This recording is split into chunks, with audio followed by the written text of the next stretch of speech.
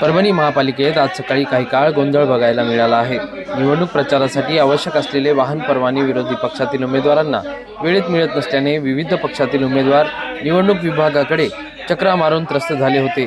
शेवटी आज काही काळ या वैतागलेल्या काँग्रेस, शिवसेना उभाटा, वंचित बहुजन आघाडी आणि इतर पक्षातील उमेदवारांनी मुख्य निवडणूक अधिकाऱ्यांच्या कॅबिनमध्ये जाऊन घेराव घालत परवाना मिळण्यास होत असलेल्या विलंबावरून एकच गोंधळ गाठला होता। आम्हाला 4 दिवस वाहन परवाने दिले जात नसून सत्ताधारी भाजपच्या लोकांना मात्र घरपोच परवाने दिले जात असल्याचा गंभीर आरोप काँग्रेसचे प्रभाग क्रमांक 9 मधील उमेदवार अमोल जाधव यांनी केला आहे। तर निवडणूक निर्णय अधिकारी हे एकाच पक्षाचे काम करीत असल्याचा गंभीर आरोप देखील यावेळी करण्यात आला आहे। प्रतिनिधी रियाज कुरेशी, DLP न्यूज, परभणी। काय झालं नेमका काय गोंधळ?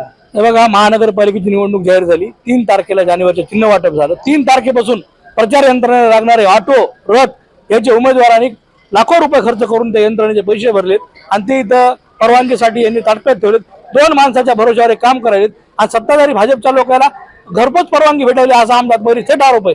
हा निवडणूक प्रशासन महापालिकेचा फक्त भाजपच्या धार्जिनं धोरण आखायले। काल इथं मुख्यमंत्री सभा झाली, 100,000 वाहन वगैरे अनफिटचे बगैर कागदाची फिरले। काय यांच्या प्रशासनाने कारवाई केली? आणि वार्डामध्ये जो ऑटो फिरणारे बाकीच्या उमेदवाराचा त्याला तुम्ही 100 कागद लावायले, हे आमचा तिथे थेट आरोप आहे। आणि राहिला विषय, एक झेंडा लावायसाठी उमेदवाराला कोणाच्या घरावर 100 संमत्या घ्याव्या लागतात। काल पूर्ण शहराला भाजपनं झेंडे लावले सरकारी जागेवर, त्यांनी किती लोकांवर गुन्हे दाखल केले हा आमचा तेच प्रश्न त्यांना। एकूण यांची पूर्ण यंत्रणा ही भाजप धार्जिनी भाजपच्या लोकांना कशी मदत होईल त्या पद्धतीने या लोकांचं काम चालू आहे। विरोधी पक्षाच्या लोकांनी प्रचार करू नये आणि कागद गोळा करण्यामध्ये वेळ घालावा यासाठी यंत्रणा विरोधी पक्षाच्या उमेदवारांना भेटीला धरत आहे। स्वतः उमेदवार आहे, नेमकं काय काय डॉक्युमेंट कुठले मागतात जे अडचणीचे आहे? नाही, डॉक्युमेंट अडचणीचे कोणतेच नाही। डॉक्युमेंट पूर्ण दिले तरी सुद्धा त्यांचं सर्व्हर चालत नाही, ऑनलाईन चालत नाही। अरे ऑनलाईन चालत नाही तर निवडणूक आयोगाकडून ऑफलाईनची परवानगी घ्या ना, ते आमचं काम थोडी आहे।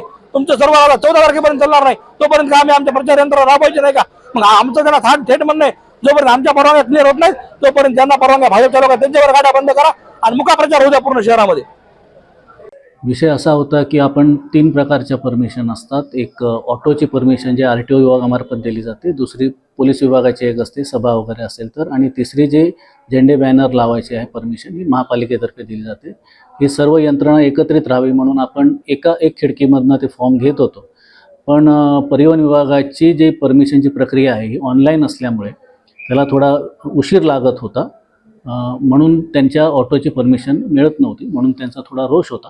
आपण आता RTOचे टेबल्स त्यामुळे वाढवलेले आहेत, त्यांना बाहेरच्या याला बसवलेलं आहे आणि त्याच्यामुळे आधी जे एका टेबलवर होत होतं आता आपण 3 टेबल त्यासाठी लावलेले आहे आणि आता ती प्रक्रिया सुरळीत होण्याच्या दृष्टीनं कारवाई सुरू आहे। असा विषय नाही आहे, जे अर्ज येतात त्याप्रमाणे त्याला डिस्पर्स केलं जातं। कधी कधी असं होतं की काहींच्या त्रुटी असतात, त्या त्रुटी पूर्तता व्हायला उशीर होतो, त्यामुळे कदाचित उशीर होतो किंवा ऑनलाईन प्रक्रियेमुळे थोडासा उशीर होतो, पण असा काही विषय नाही। आता सध्या सकाळी माझ्याकडे या संदर्भात इथल्याच लोकांनी तक्रार केली होती, मी आता चेक करायला सांगितले परमिशन्स किती होते आणि झेंडे किती। तुमच्याकडे पथक असेल ना निवडणूक विभागाचं काम? हो, त्यांच्याकडनं अद्यापर्यंत अहवाल आला नाही, आता आल्यानंतर मी चेक करणार आहे।